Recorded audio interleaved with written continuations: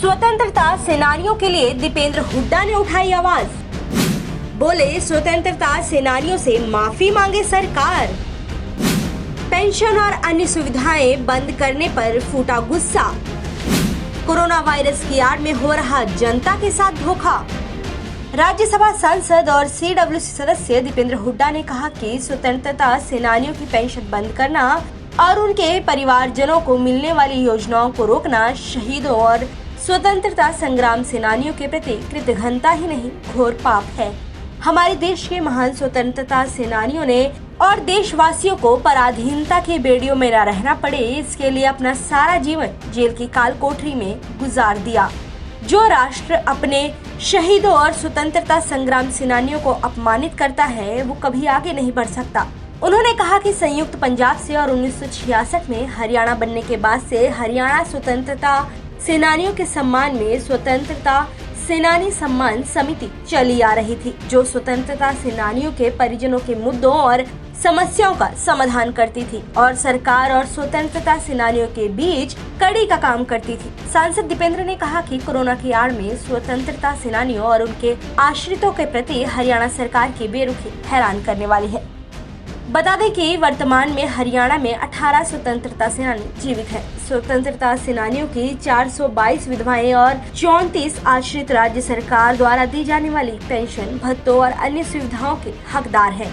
हरियाणा सरकार ने मई माह के दौरान समिति के चेयरमैन को पद मुक्त करने का फैसला लिया और तब से लेकर अब तक स्वतंत्रता सेनानियों, उनकी विधवाओं तथा आश्रितों को पेंशन नहीं मिली और वे अपनी पेंशन आदि के लिए दर दर भटक रहे हैं। यही नहीं, स्वतंत्रता सेनानियों की पोतियों की शादी में सरकार द्वारा दी जाने वाली कन्यादान राशि भी 6 माह से जारी नहीं की गई है।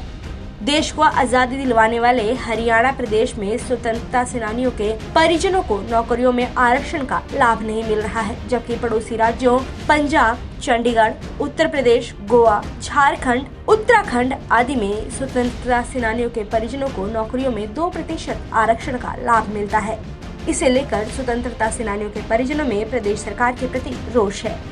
दीपेंद्र हुड्डा ने आगे कहा कि हरियाणा का दुर्भाग्य है कि जब पूरी मानवता कोरोना से लड़ रही थी, तब हमारे प्रदेश में सत्ता पर काबिज लोग हजारों करोड़ के शराब घोटाले और रजिस्ट्री घोटाले के माध्यम से जनता को लूटने में मग्न थे। प्रदेश की सरकार ताबड़तोड़ घपले घोटाले करने में लगी हुई है।